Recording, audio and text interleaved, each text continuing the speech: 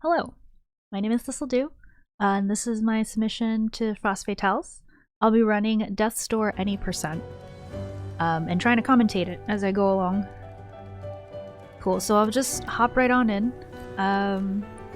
We'll start in 3, 2, 1. Alright, so Death's Door is an isometric adventure game. It's quite Zelda-like in terms of having separate dungeons or regions, ability upgrades that will unlock each subsequent region, and a decent amount of just adventuring and combat.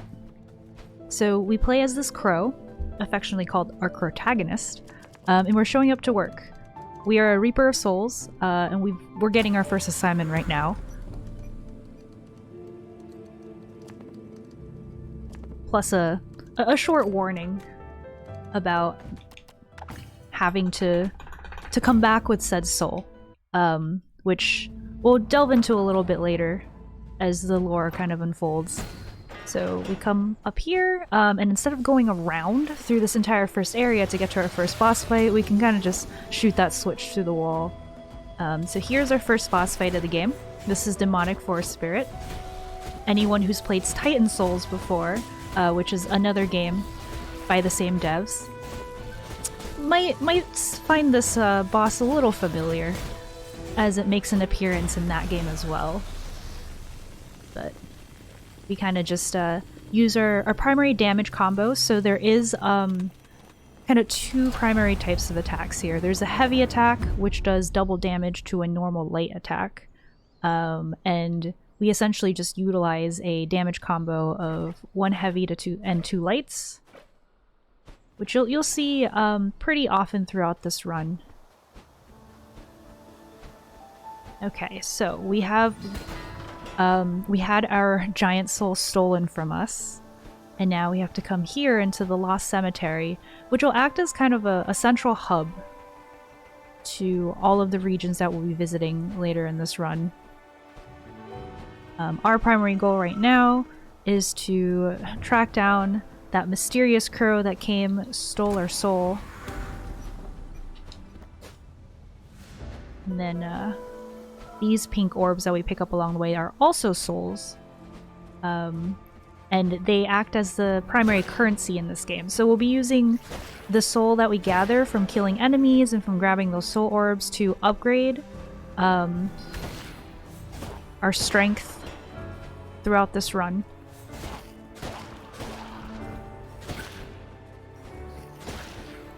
So this game has a lot of fun combat involved with it. We're about to come up on our first required arena. So we'll enter here, be locked in, and have to defeat a certain number of waves of enemies before we're allowed to progress.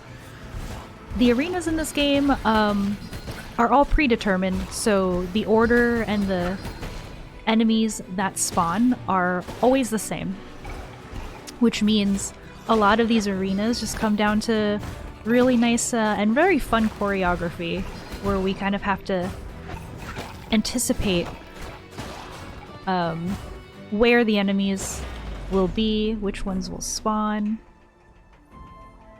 And that's our first major combat arena. So we come up here, and our friend Stedhone here is actually meant to teach us about the heavy attacks, and also roll slashes, which is a heavy chained after a roll. And these will be particularly useful in a lot of the combat arenas and boss fights.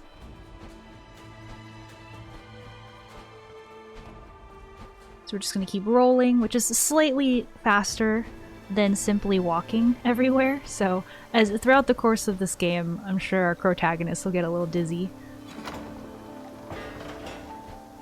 We're essentially just making our way down and around to the next arena.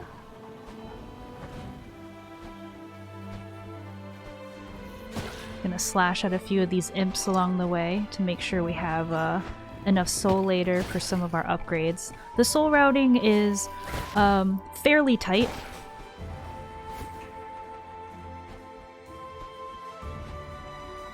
Okay, and here's our second arena.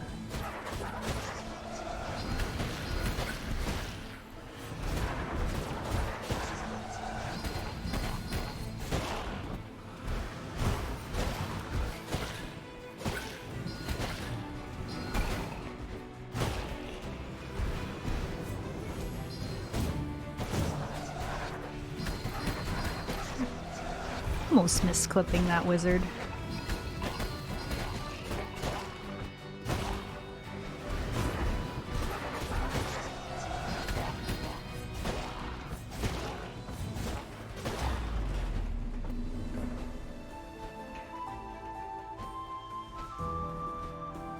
Cool. And now we enter the second boss fight in this game.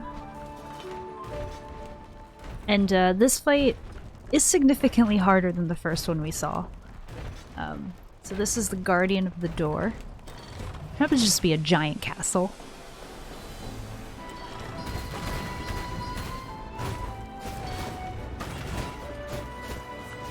You want to kind of just stick next to its legs to avoid its arms. And squeeze back here to avoid the laser attack.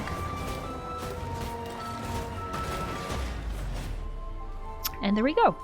That was a pretty good fight.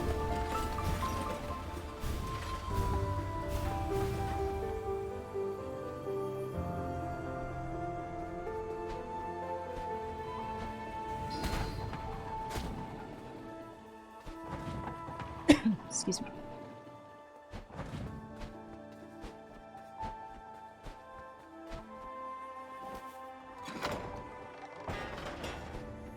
So here's a fun thing that you can do. If the crow is in the air and you attack, you can plunge downwards, and that plunge attack is enough to take you into these sewers, which are just hidden tunnels throughout the game that allow you to usually grab soul orbs or other bonus items. And this is the first major lore section in this game.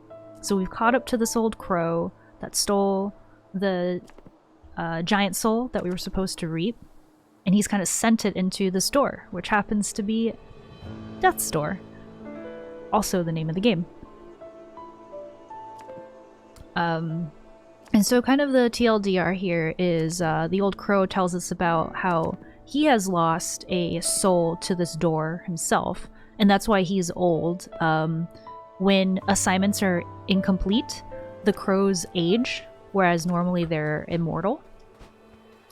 And so he's been trying to break into that door for decades at this point, and decided to take our soul to try and break open the door, but it's not enough. And so now that we've been roped into this whole scheme, he's asked us to find 3 more giant souls. And each one resides in one of the 3 dungeons or major areas in this game. So we're headed away from that central hub that we were just in and into the first of these major areas.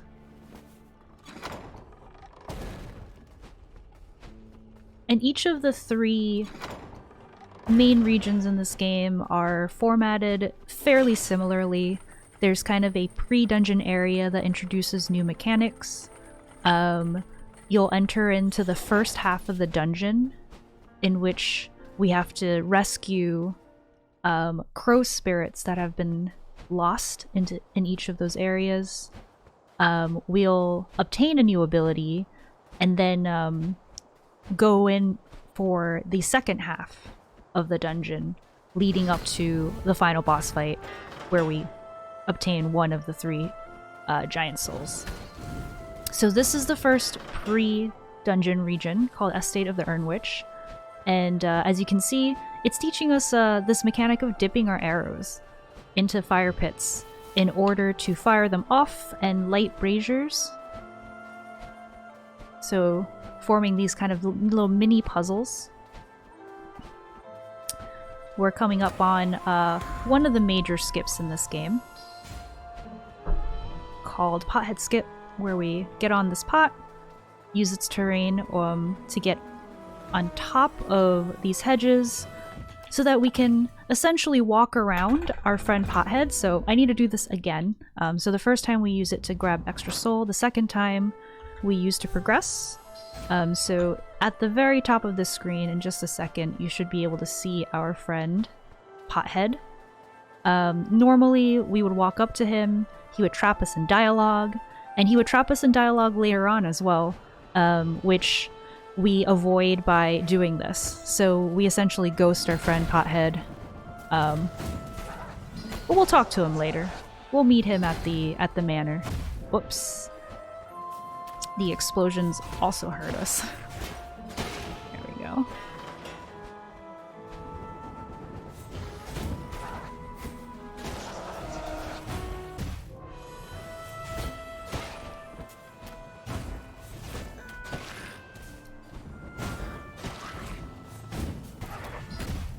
Okay, I'll take that hit in exchange for killing the mage. So the wizards, we want to try and kill as fast as possible.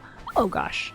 Mostly because if we miss doing damage to them, they'll teleport away, and you can't damage them until they teleport back into existence like that. So it is normally worth it to try and take care of them as soon as possible. And then this mage will follow us around, but it'll be super useful in regaining some of our mana. So mana are the white pips on the top left of the screen, right underneath my health. And the way they work is each arrow that I fire off right now consumes 1 mana. And then every sword slash that I make against either an enemy or sometimes terrain as well, like these red mushrooms over here that you can kind of see, those replenish mana.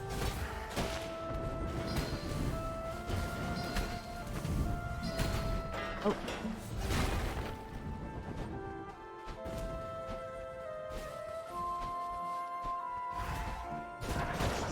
Actually gonna kill that mage, just for the extra soul.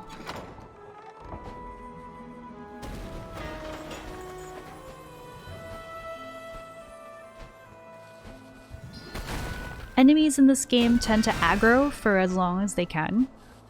So for mages in particular, since they can teleport, they will essentially aggro and follow us until we reach the next entire region. But we've finished the estate and enter the actual manor of the Urn Witch. And now I'm coming through here to get a couple strength upgrades. So we usually upgrade our strength before each of the dungeons, just so we can essentially keep up with the scaling of enemy health. Usually we want to be able to kill grunts and lowest level enemies with a single heavy and a single light slash. So you'll do heavy and light. And by getting roughly 1 strength upgrade per dungeon, that allows us to continue to use that combo.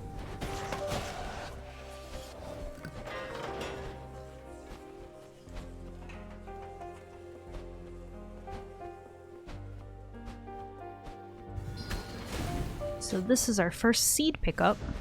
Seeds are used for healing. The crow can regain its health by picking up seeds and planting them in corresponding pots. The pots being like the one that we used to execute Pothead Skip. So once we have seeds, if I'm low on health and happen to pass by a pot, I might plant it to replenish health.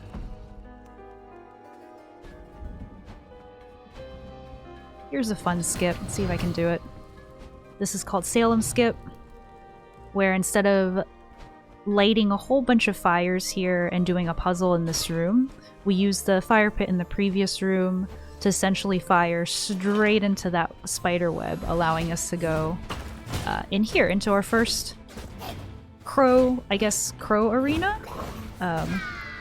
We call these guys Lickitungs. They are kind of the thematic / major enemy in the manor.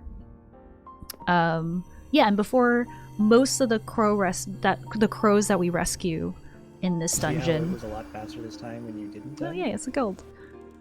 Before most of the crows that we rescue in this dungeon will be required to fight a Lickitung, and maybe some ads in addition to it. So the only crow that's an exception is the one that we're doing right now, in which we'll be fighting a mini boss instead.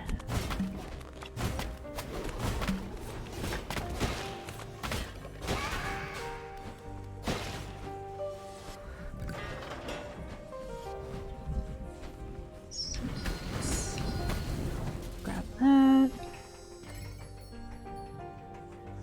I'm gonna grab this. There's a safety seed here.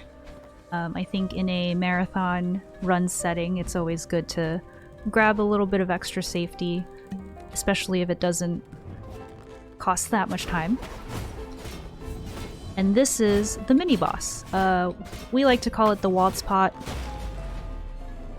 And by utilizing iframes in our rolls, we can kind of clip through its spin attack and continue to attack it. So when we roll, we do get some iframes. The iframes are generally concentrated at the start of the roll.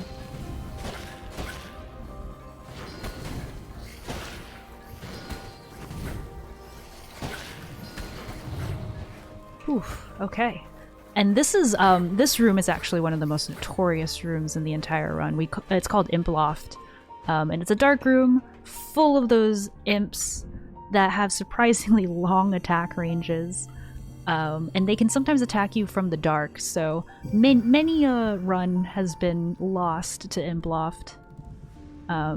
Usually if we want to be extremely safe, we just take the time to kill all of them.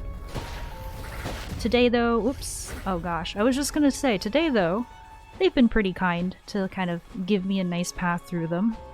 Though they did take a bite out of me on the way out of right there.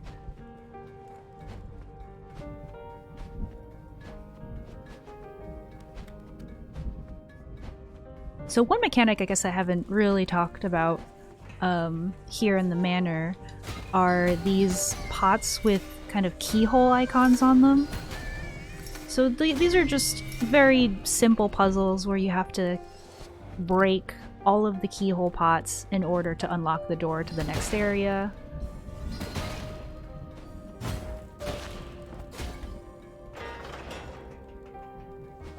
Cool, and here is Lickitung number 2. And this time we'll be joined by 2 grunts.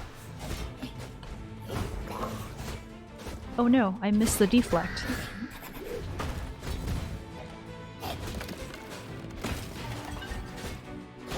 Okay, cool. For these arenas, we generally want to focus down the Lickitung, because if we don't, the grunts will continue to respawn over and over.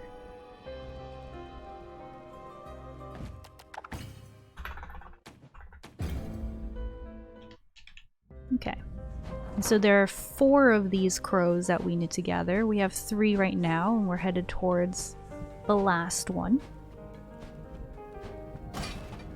Okay, coming up in this room, here's a fun little thing. We can bait this exploding pot to kill one of those key pots for ourselves, or for us. Let me come up here. That should hit. Nice. There is a degree of auto-aiming in this game, so when I ready an arrow or a spell, the crow will try to lock on to the nearest actual thing that we can hit. And so sometimes auto-aim is helpful, other times it locks on to things that you don't necessarily want it to lock onto. And then just gonna walk across these. Braver crows than me might roll.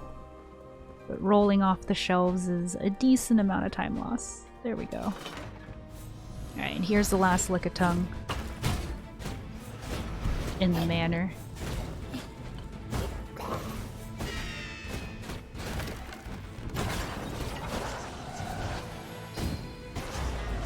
That was a pretty clean fight. The Lickitung gave me a very good pattern. So we were able to kill it before the mages had a chance to teleport a second time. That's actually quite significant time save. Look at that. Nice.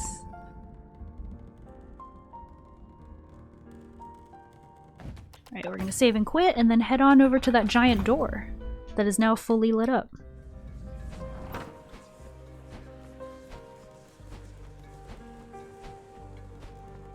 First, we listen to our pal Pothead, who tells us about the Urn Witch. Turns out the Urn Witch is his grandmother, and she's the one that made his head a pot. Come through here, and ooh, look! It's treasure!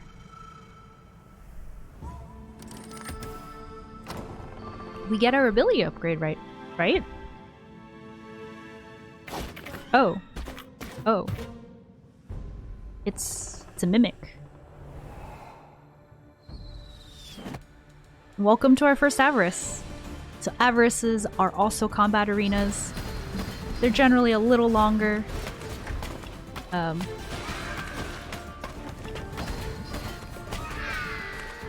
hello. So auto aim also works on deflex. Both of those aggro to the same enemy. Is fun. Also, one thing that's worth mentioning is the reason why we deflect projectiles a lot is deflects actually do double the damage of whatever attack you use for the deflect itself. So a heavy is twice the damage of a normal light attack. If I deflect a projectile with a heavy, it does quadruple the damage. So you can imagine it's quite valuable to deflect when possible. There's also a thing called a fully charged heavy, so if I hold down the trigger, which is the key, like the bind for a heavy attack, if I hold it down and the crow winds up an attack until we hear a ding, that does triple the normal damage. And so deflecting with a fully charged heavy will give us 6 times the damage.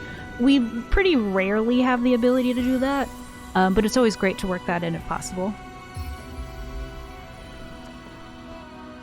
Okay, and so now we finally get our first upgrade, our first ability, which allows us to shoot fireballs without the use of fire pits. Oh, okay. Whew.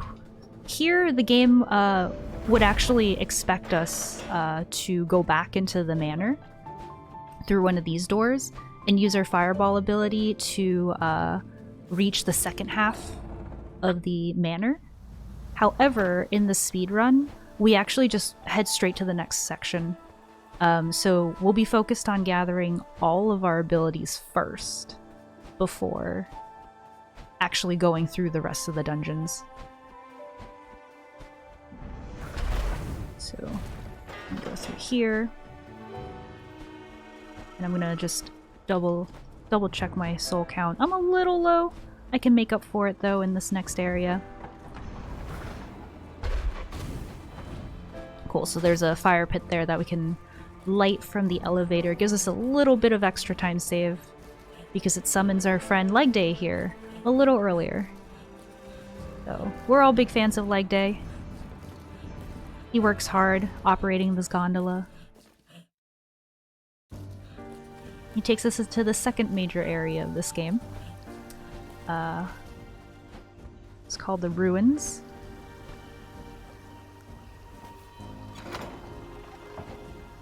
And just as with the first pre-dungeon area, we'll get a taste of some of the new mechanics and puzzles here. So these fun vines. And then the major mechanic is utilizing... Oh, I missed. These bomb plants right here to blow up bombable walls. And also enemies. Blowing up enemies is pretty fun and pretty satisfying.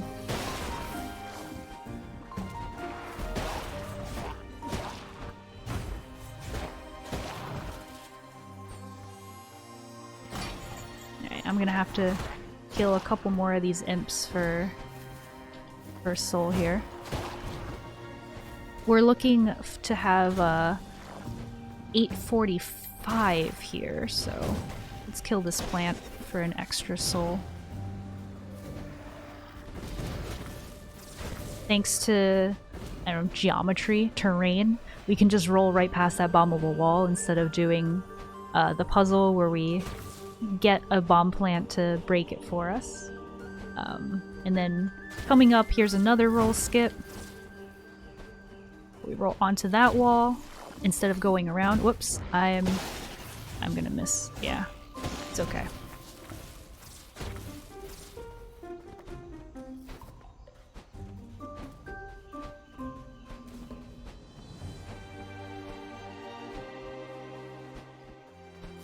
Still a little bit low on soul. I think we will be okay though. This is the first major arena, or combat arena in this area.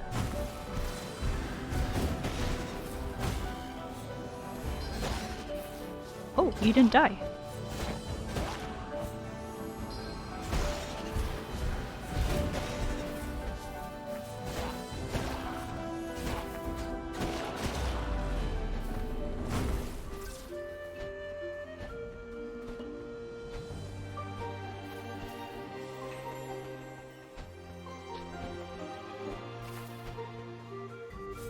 This area is a little bit of a maze.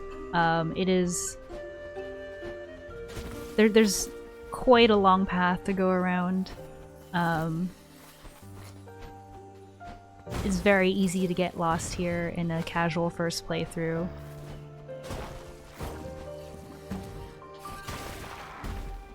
I was hoping that grunt would jump a little earlier and die to the bomb plant. So this is the last arena in this area, and the most fun, because we are supplied with bomb plants, and it's very fun to see how many enemies can be killed with just bombs.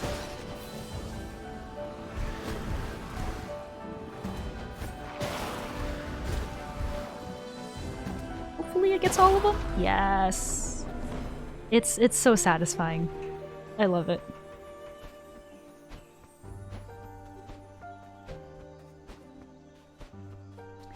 Cool, and so the purpose of running through all of this was actually to fetch this horn for the Forest Mother. So we're gonna go return Mom's horn to her. We skipped her earlier, actually. Normally we would walk past her, she would ask us for the horn, but when we did the roll skip onto the bombable wall earlier, it effectively skipped this section, but we bring her horn. She plays a lovely tune for us, and it'll open the dungeon. Right there. But yeah, this is usually a good time to hydrate, stretch, take a short break.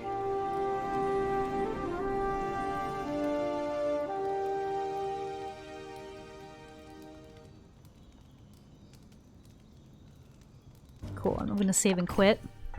And then upgrade one more strength. One thing I've been doing throughout this run that I haven't really talked about before is the concept of fast doors. So whenever we load in, sometimes you'll see me turn around and walk into the white plane of the open door before interacting with it. That effectively gets rid of the animation of the crow opening and walking through the door, because going through the door essentially is just does our hitbox intersect that white plane? And by walking into it, if the door is closed, you'll sometimes see me charge up a heavy attack and use that to push the crow into the door's plane. It essentially lets us take the doors a lot faster. Okay. This is the dungeon area. We're about to rescue our first crow and meet some of the enemies in this area. So the primary enemy, spiders. It is RNG whether or not they dodge your attack. And so a lot of the times you'll hear runners talk about spider RNG.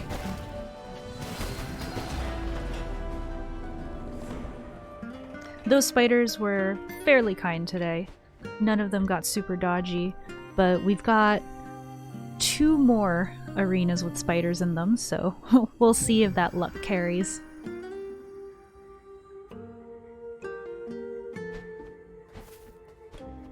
I'm gonna use this plant for mana replenishment. Roll onto this wall.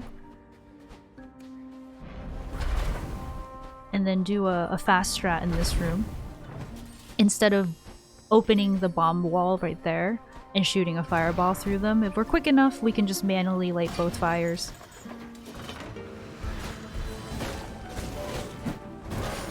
Another signature enemy of this dungeon. Hammer Bros. Ooh.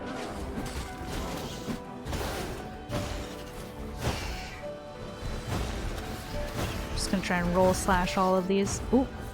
Dodged. Cool. Only 1 dodge, not too bad.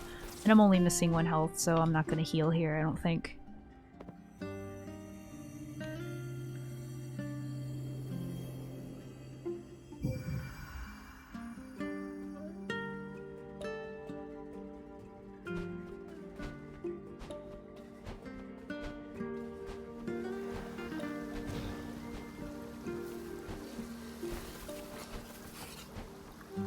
Alright, next arena's right here. Oh! I fell! Maybe I should have healed earlier. This is okay. That rarely happens. I mistimed my roll. Okay.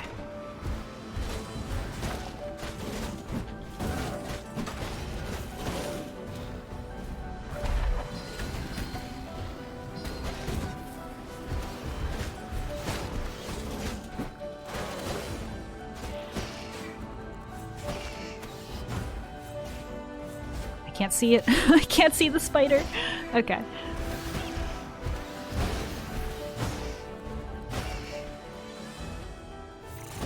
Cool. Last wave was not super dodgy, which is always very nice.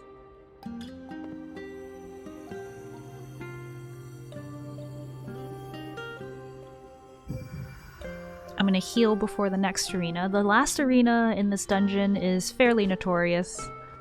It's called Water Arena.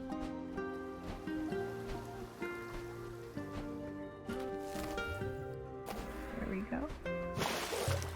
Frog King wants to talk a couple more times with us. Frog King will be the giant soul for this area, so he'll be the final boss fight. Oh, this is quite lenient, the timing. If you don't light the fire pits in time, they do reset. Okay. So the reason why Water Arena is notorious is because crows cannot swim. So we dip in water, we take 1 hit of damage.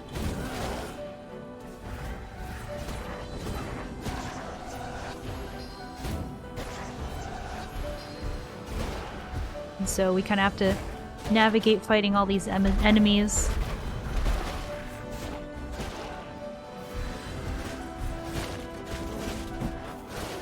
And try not to fall in water.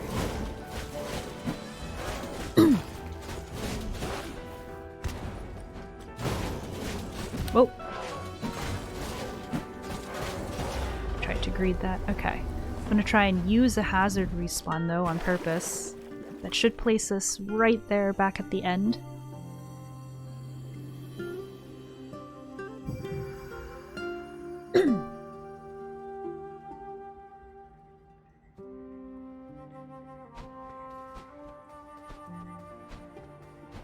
Okay, now that we have all 4 crows, we go back to find that big door and do Avarice 2.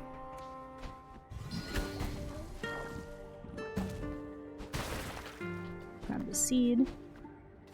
And one thing that I love pointing out is as we enter the Savarius, watch the crow's animation. I didn't point it out for Ava 1, so unfortunately, y'all just have to trust me that it is a different animation.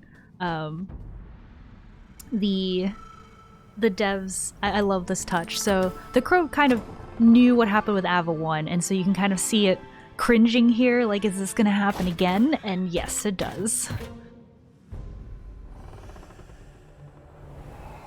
Cool. So Avarices bring back enemies from the previous regions. We'll actually see enemies here that we've never seen before. Mostly because of the fact that the game expected us to go back to the manor and do the second half of the manor. Ooh. But since we didn't, enemies like this elite archer look new to us. And also this big bird right here.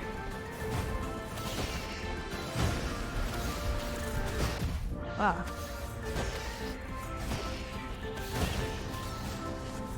Spiders. Okay.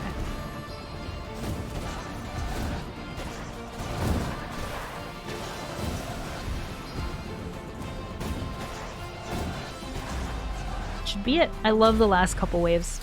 Just deflecting back into the mages.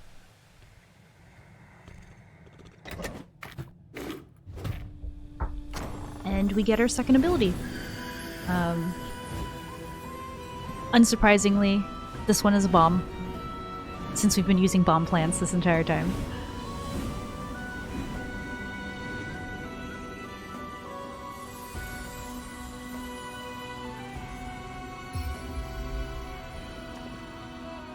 Alright, so bombs have a much longer charge up time. They also cost 2 mana instead of 1, but they do double damage as well.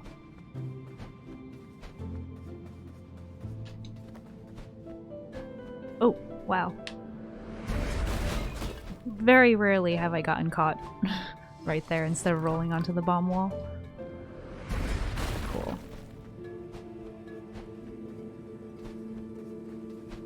So we want to be at 1,000 soul for this next upgrade. We were just barely above that. Yeah, soul routing is quite tight.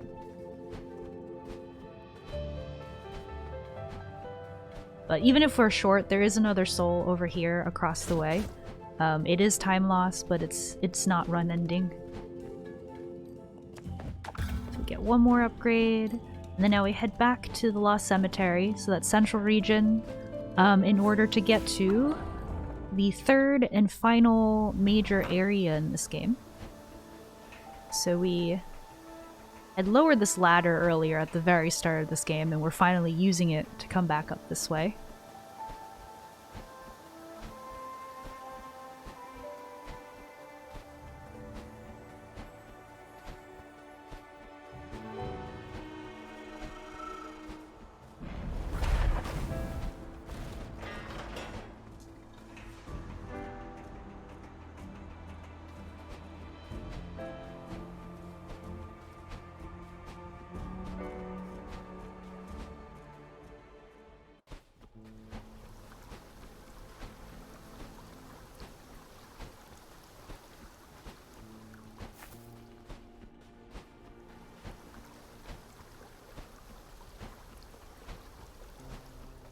Kind of just walking. Period of downtime right here.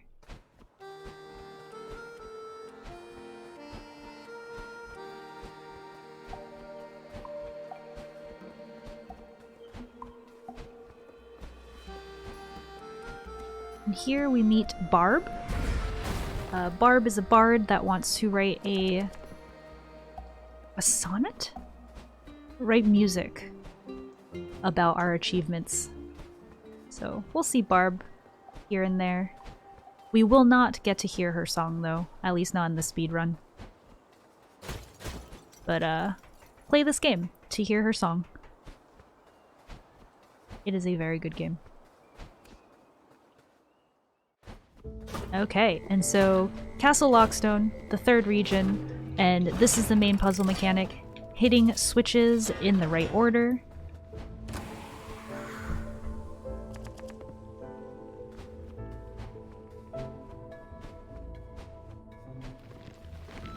In this next room, I'm going to attempt what we call diagram strats, named this way because of a community member, Museus, who theory crafted a lot of how to do these rooms using fun MS Paint diagrams.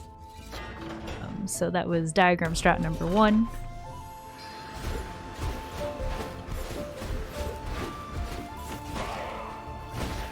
Ah! Imps have surprisingly large range.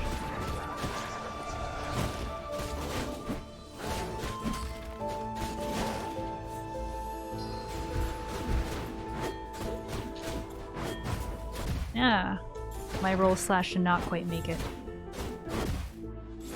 I am definitely going to have to save and quit after this. There is an option here. Save and quit loses only a little bit of time, but it does replenish your health.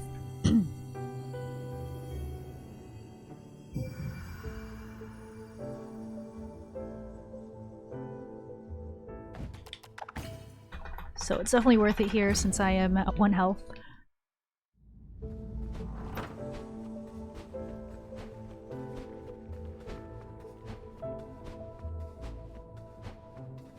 So Lockstone also has this added mechanic. This is actually related to the second half of this dungeon, but we want to light 4 of these fire pits to raise the central elevator, which we'll use to get to the second half of the dungeon.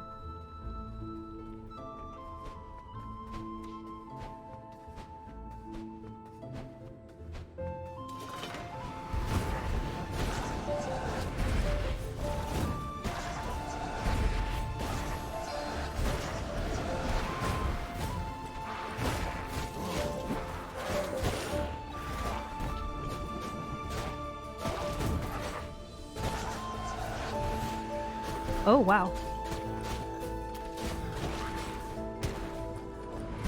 Oh, wow, because my heavy attack managed to completely miss it. There we go. Golden Hammer Bro. It's just a Hammer Bro, but with a little bit more health and a lot more bling.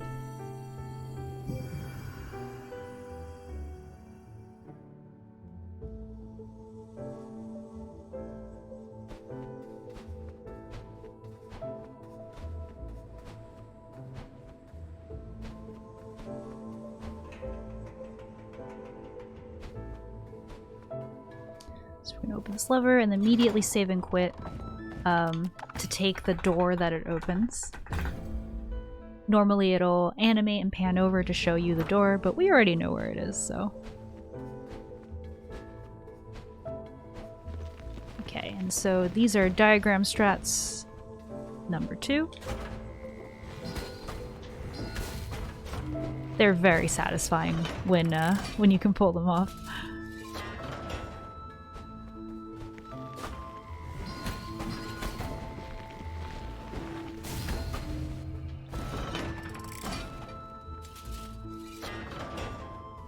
Okay, and this should be the last arena. Or, no, second to last, my bad.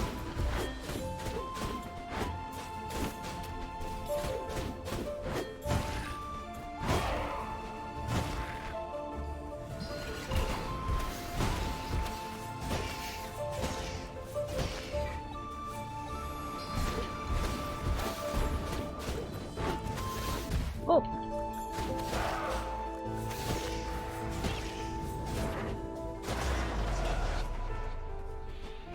I think I missed a cycle there, but shouldn't be losing too much time.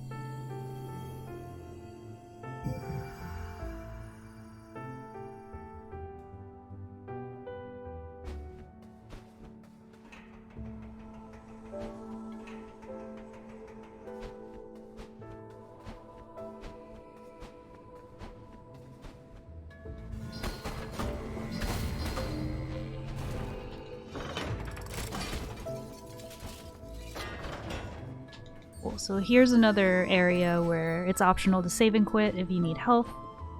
But 3 health should be plenty. So we're just gonna take the key and run it over to the last arena.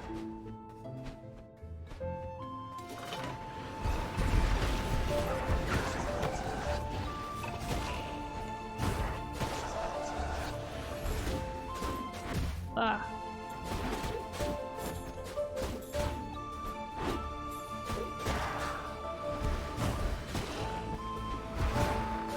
Little spooky, but it's okay.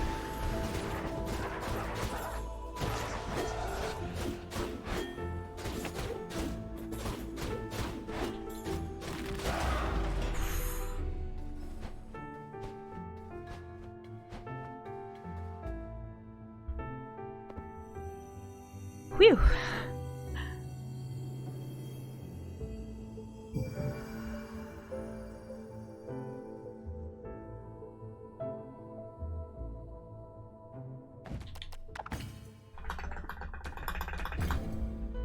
Okay, so now that we've collected all 4 crows, we all know the pattern by now, probably. We're heading to Avarice number 3.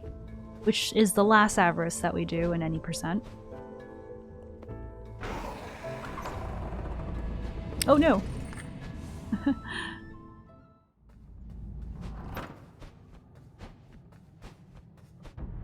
Cool. And pay attention to the crow animation here, actually. The crow knows what's up this time, so we're gonna stretch, get ready for this Avarice. We're ready for this fight.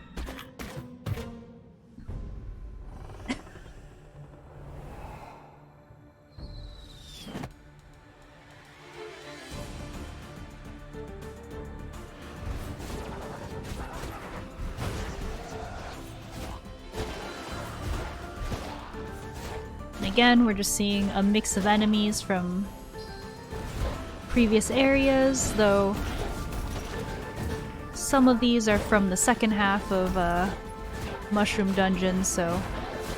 Oh!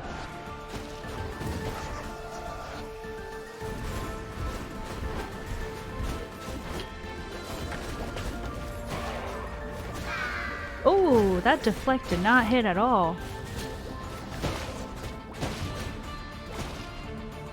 And here's a Smo. This is the only Smo that we see in this entire run.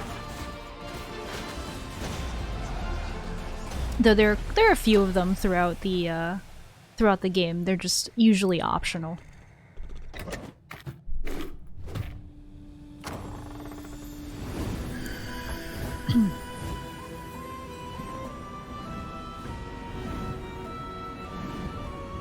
Okay, and then after this Avarice, we actually make use of the only Death Warp in this game, or in this run at this time. See how it was a lot faster this time when you didn't die? Nice.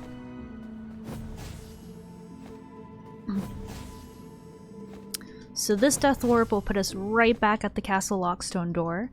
Since we've gotten all of our abilities at this point, we're gonna go back and finish up each of the dungeons. And we'll be doing them backwards, actually. So we're starting with Lockstone and then working our way back towards the manor. So the last ability that we just picked up is the most fun in this entire game. It is a hookshot.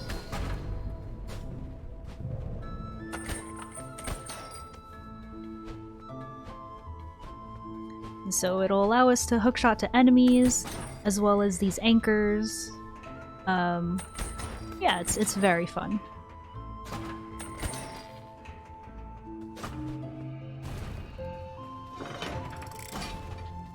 So now what we're doing is we're going through and lighting the rest of these fire pits.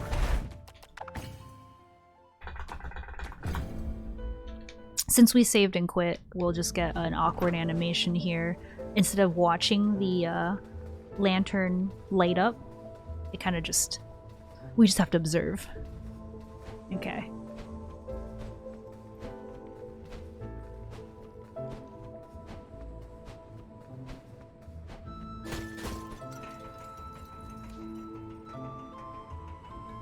this allows us to now hookshot across here and get to new areas.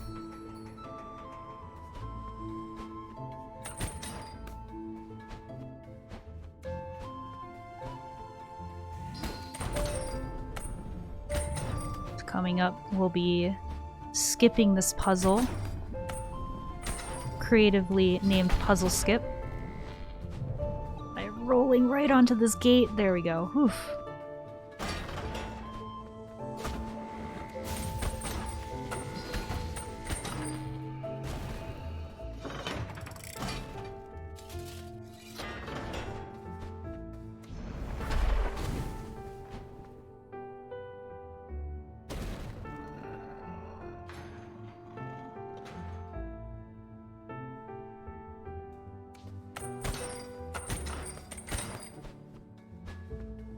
And then one last brazier to light over this way.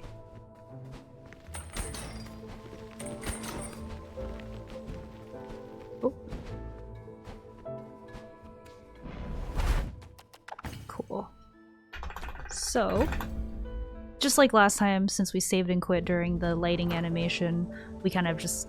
the animation of the elevator being summoned doesn't actually appear. We kind of just have to watch for the duration of what would be the animation. Cool, and then now we take this up.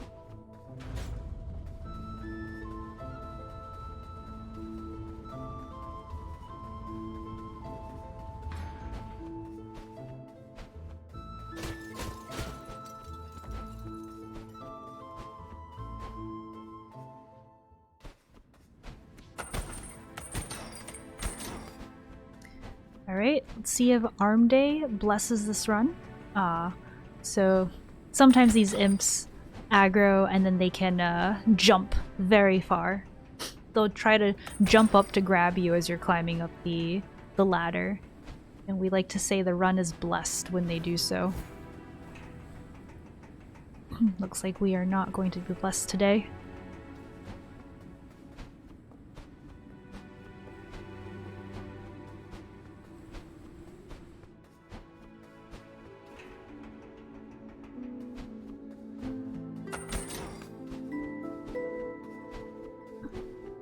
So we come upon the Camp of the Free Crows. So this is Vaga, who believes that crows should be free and not work as reapers. We'll see a bit more of him later.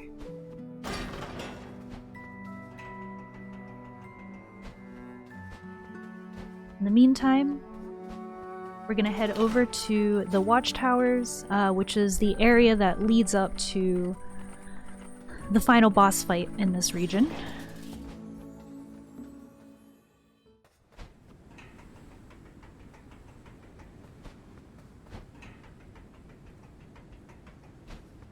Gonna grab this door for safety.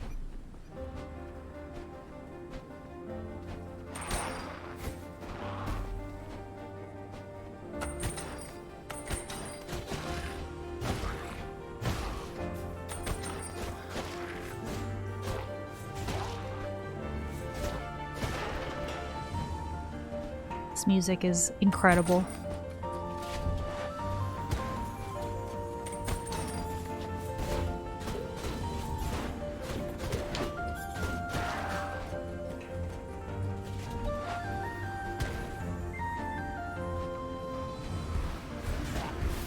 So the lead-ups here to the boss fight are usually fairly difficult and enemy-dense regions. Oh.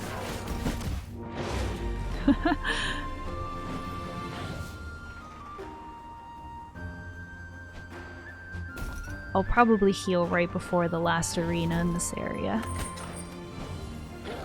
We can see if we can carry the 3 health that we have here. So these are boomers. They are hard to... it's so hard to tell where they're gonna land. Thanks to the isometric nature of the game. I can definitely take 2 health with me.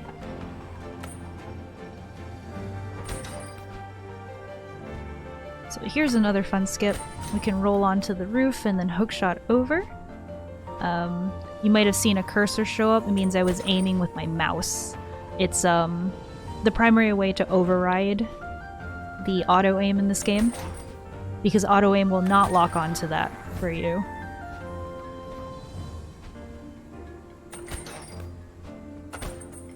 Oh, okay. Ice. Of course, every good adventure game comes with its own ice mechanics. You gotta skate on this ice. Try not to fall. Oh gosh. It's very slippery. Okay.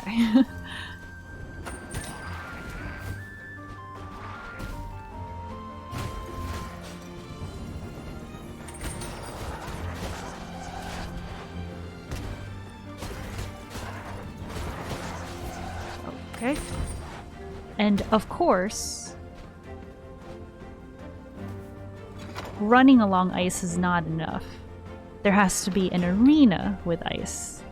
And so this is the last arena in this area. It is also a very notorious arena in this run.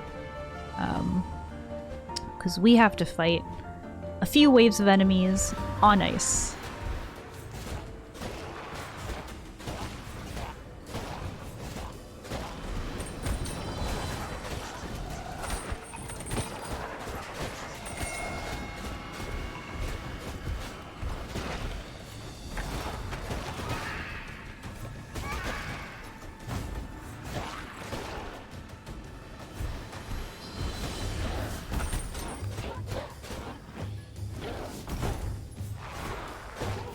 Oh. And fell too. Okay.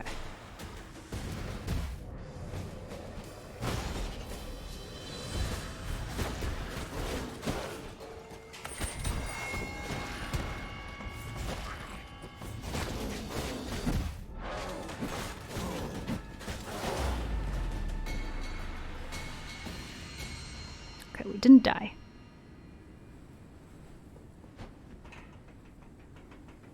Which is always good.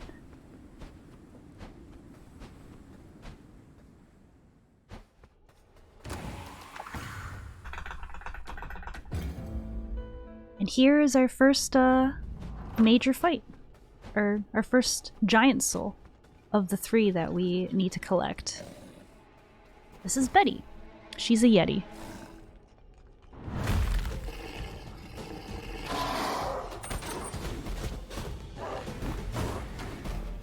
So in this fight, you'll see us abusing the iframes from the rolls very, very heavily.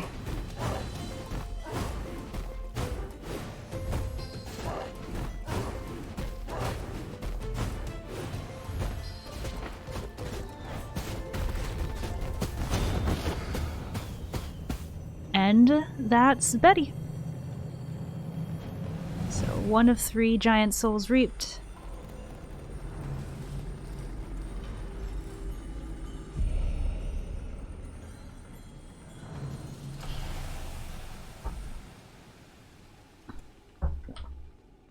Steadhone is here to say a few last words. Then we're going to save and quit to put ourselves at the door.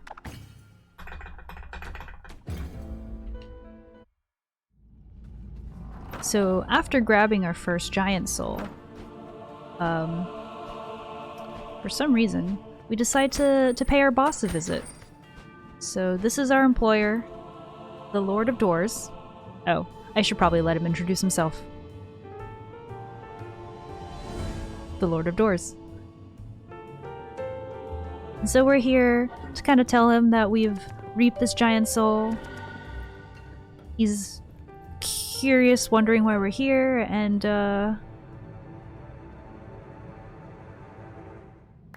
we get some applause from him.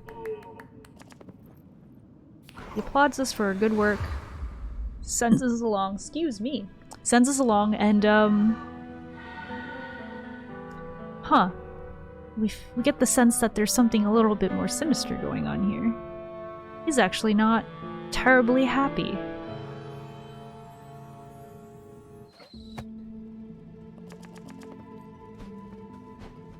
Okay, and now we're heading back into the Overgrown Ruins,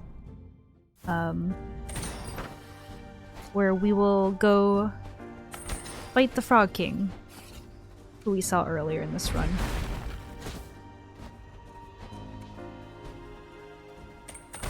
Oh, come on. Darn. Alright.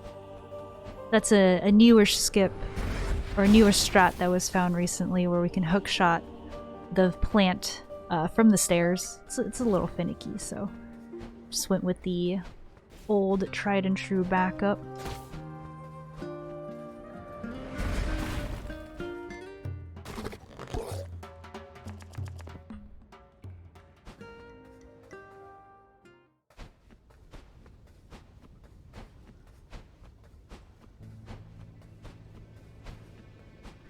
Alright, so the Flooded Fortress.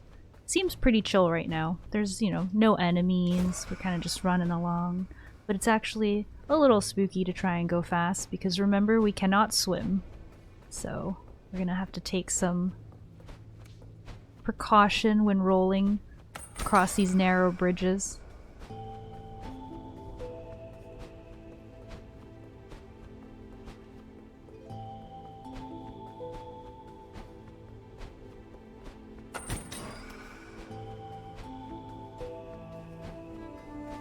Oh, just clipped over that corner. Yeah, okay. No major mishaps yet, though it is quite easy when trying to be aggressive rolling over these bridges to accidentally fall in. Gonna do a little skip here. It's key roll, Kipo roll, named after community member key points.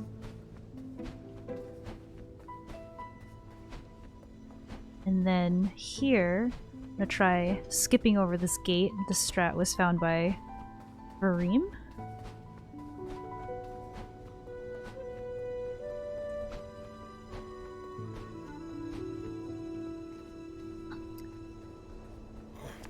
So this archer tries to tattle on us and ends up getting squished. Oof. But Frog King is now not super happy with us.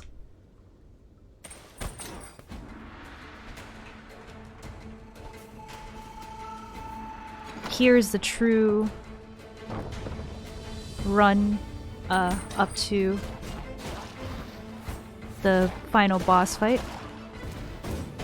So again, a region with fairly dense enemies. Oh! There we go.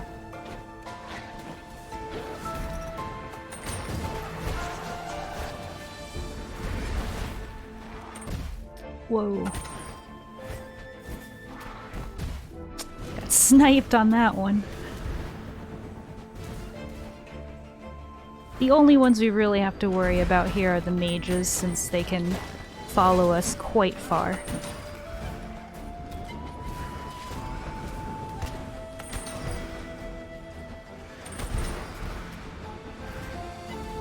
So I'm just gonna take the time to deal with that.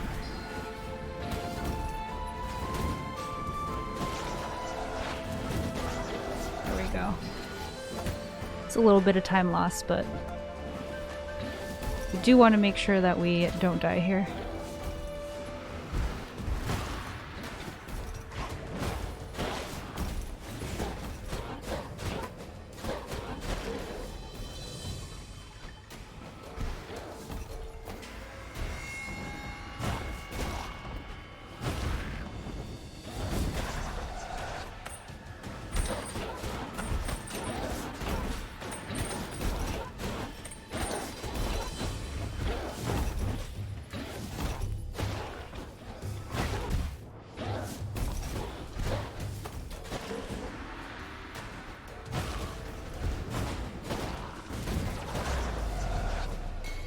Okay.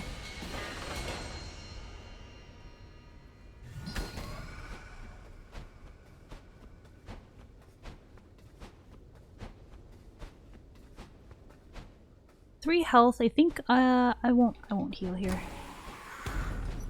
We'll just come hang out with Frog King immediately.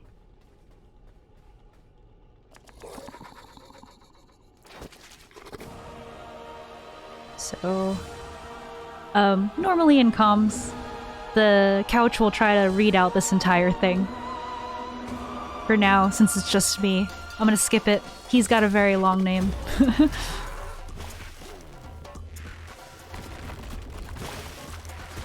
Oh no. Okay.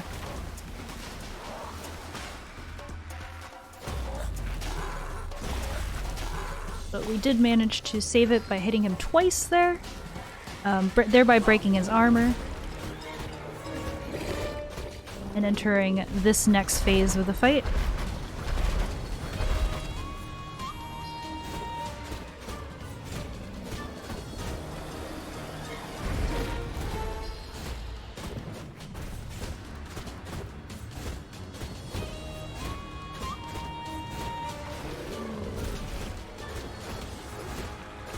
Just gonna keep trying to do as much damage using heavy light lights.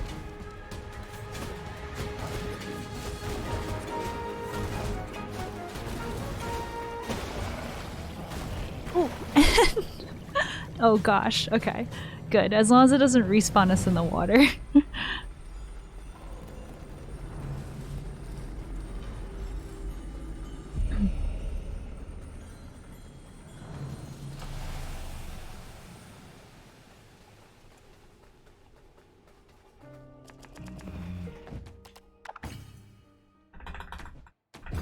Okay.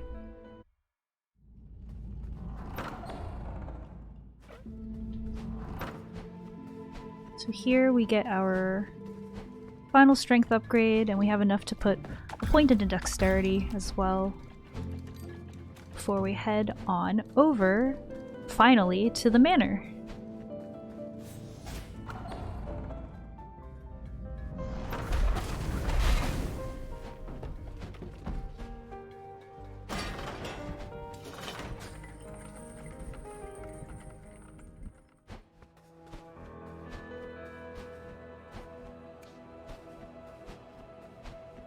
So the furnace is quite fun. We're going to be making use of our hook shots quite a lot.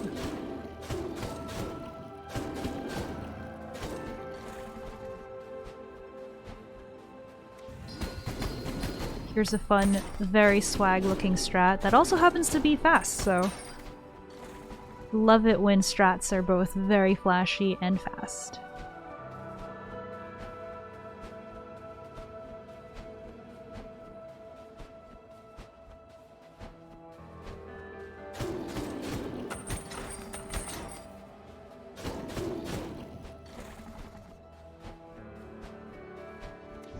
We're gonna light the furnace behind Grandma so that the animation to open the door happens at the same time as this cutscene.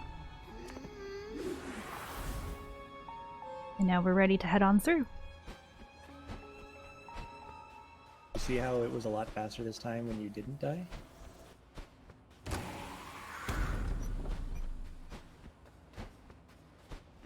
Okay, so one of the main themes of the Inner Furnace is cycles,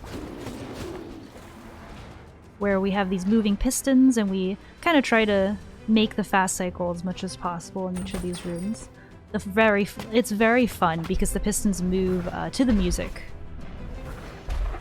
There we go.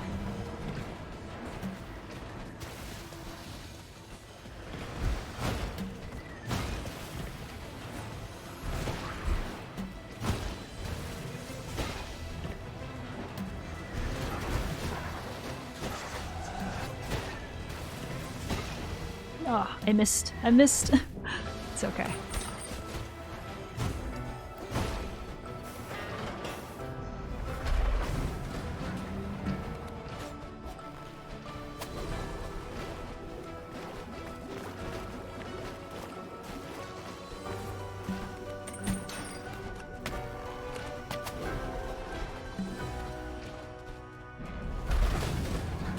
So as much as possible, we're just gonna try and light these as as soon as we can and then fly through.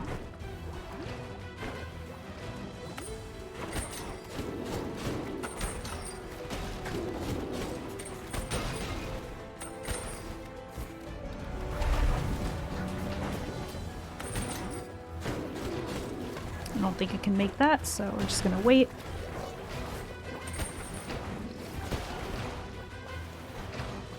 Unfortunately, it means we have to wait there as well, because it's every other piston.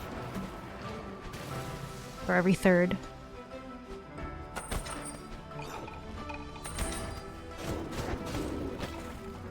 That will, sorry. The thought that I was gonna say is every third one will basically be timed to push you off the platform.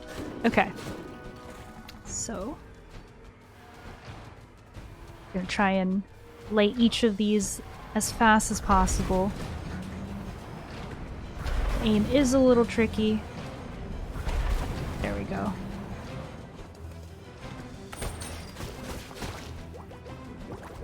Replenish our mana.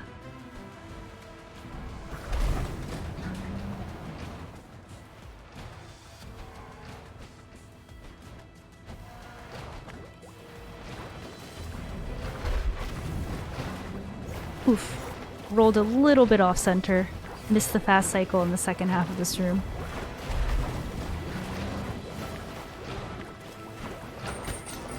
Still fairly clean though.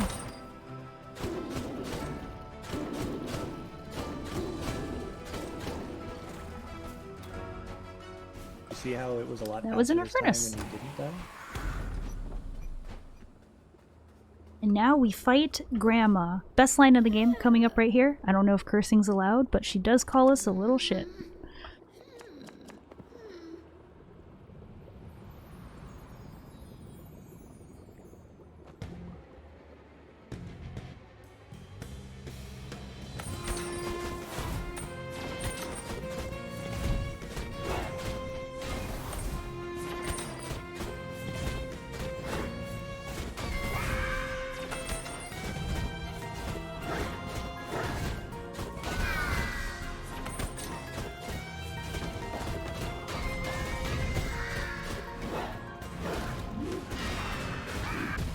Oh no.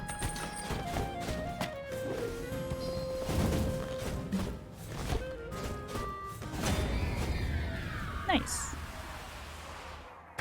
Fairly fast Grandma kill. As much as possible in that fight, we try to deflect her projectiles back at her, again, because they do double damage. And now we have all three of our giant souls.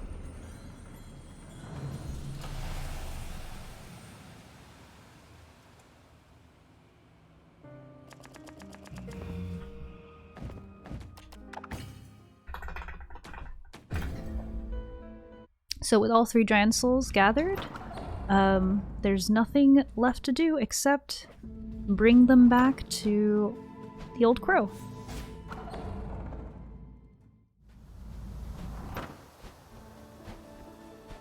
So we're gonna take the route that we took originally.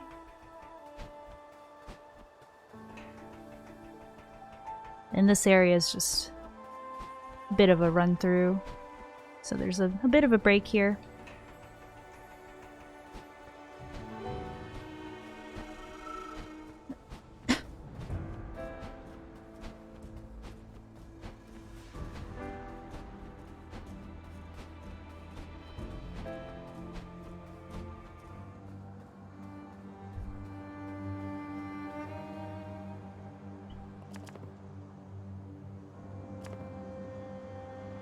So we summon all three of these orbs, and we go ahead and break open this door.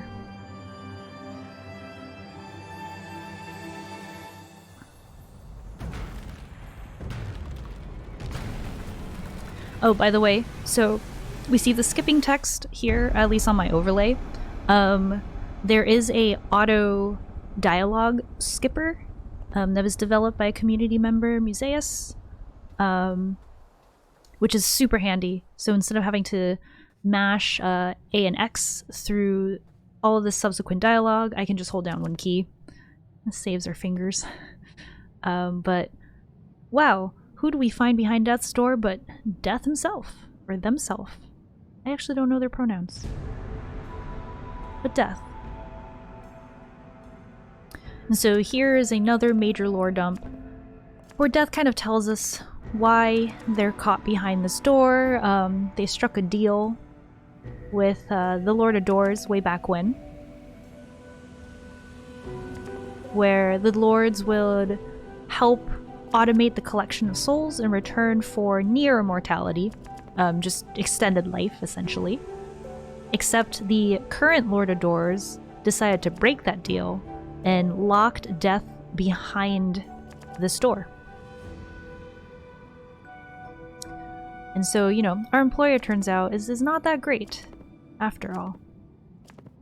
But in this, the Grey Crow also learns that the soul that it lost decades ago is unrecoverable, and so he has essentially become a corrupted soul himself from living for too long.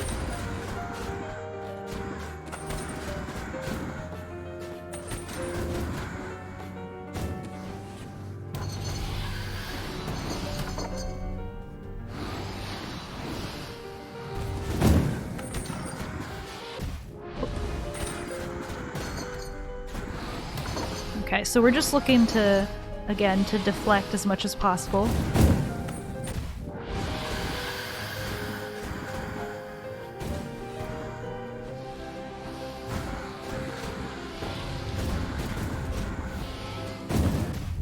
Oh no. Oh no. We died. It's okay. Darn. There's all the time save that we had, but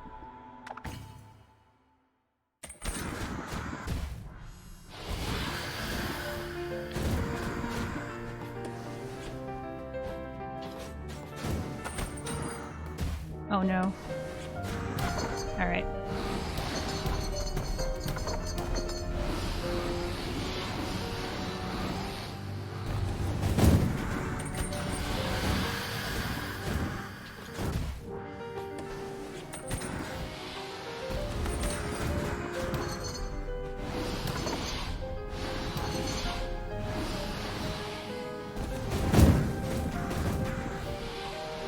Should almost be dead. There it is. Okay.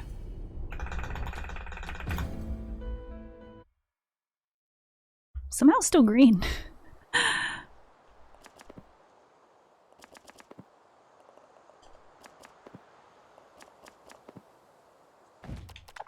Okay, did not manage to quite skip all that dialogue, but it's fine. So Death basically tells us that now that we've now that we defeated Grey Crow, the one last thing we need to do is kill the Lord of Doors and free the crows from their servitude, and also destroy this whole system that's been set up.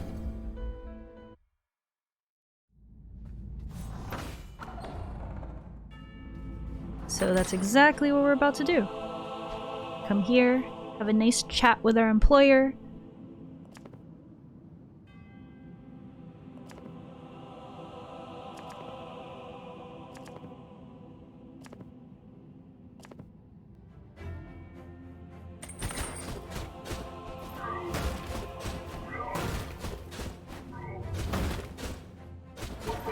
And so, leading up to the very final fight against him, we have a whole gauntlet, which intersperses a lot of movement with battles that throw back to each of the three main regions of this world that we were in. And the Lord of Doors himself actually uses certain moves that some of the boss fights or areas, or that allude to some of the previous boss fights and areas. Okay, so this is movement section 1. He's gonna summon a door and take us into an arena that's in the estate.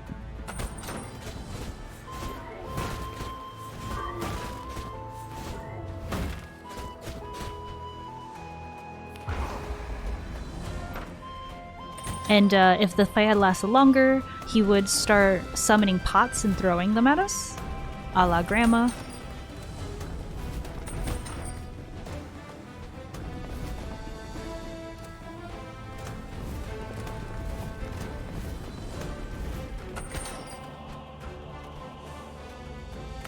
Here's the overgrown ruin.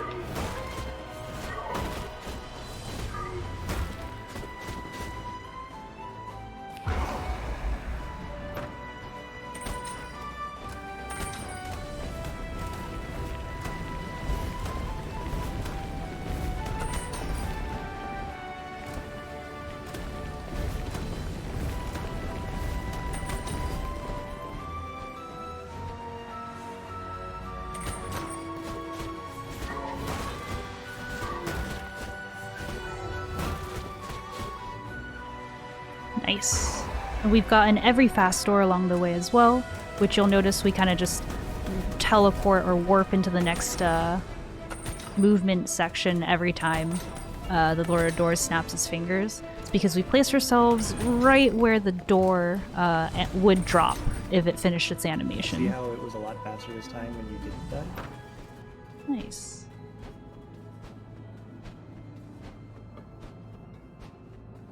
Okay. And so now we head into the very, very final fight of this run. Time will be as soon as the Lord of Doors dies.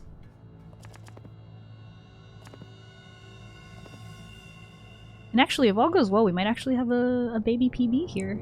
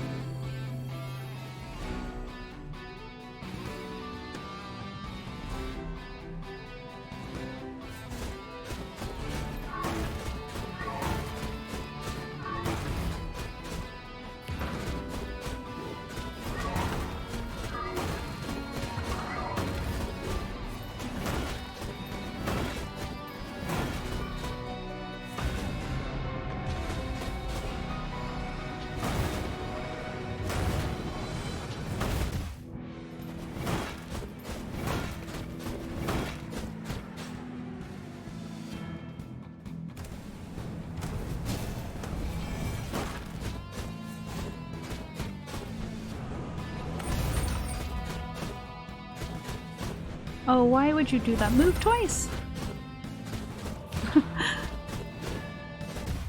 3 times? Alright, well, he's being very rude. There is a way to avoid the damage from the explosion, but the timing is quite tight. And so generally you try to avoid it, and it does lose a little bit of time, but there it is. GG.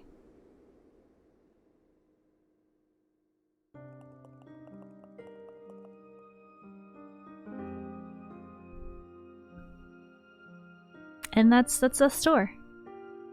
At least any percent.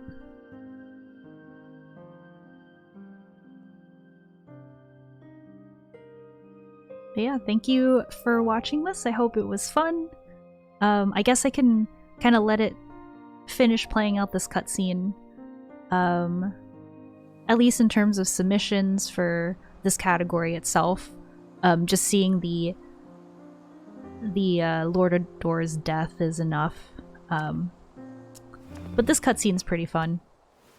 We get a little wink as we send Lord of Doors off.